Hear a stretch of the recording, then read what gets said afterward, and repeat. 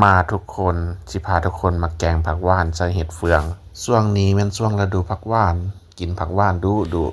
เสียบไฟค้างหม้อต้มน้ำตัวนี้น้ำดำๆแม่นน้ำยานางมีขายอยู่ตลาดใส่หัวซิ่งไข่ใส่มักเผ็ดใส่เกลือใส่แป้งนัวใส่น้ำปลาลงไปหลังจากนี้ก็ใส่เห็ดเฟืองลงไปเลยเฮาจะรอให้น้ำฟดแล้วเอาผักหวานมาลงผักหวานของเฮาก็หลายทุกคนผักหวานนี่ก็บ่ธรรมดา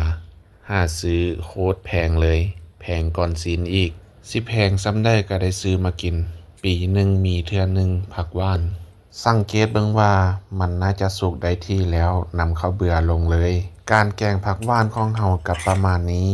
แต่ก็ยังอีกอันหนึ่งใบอีตู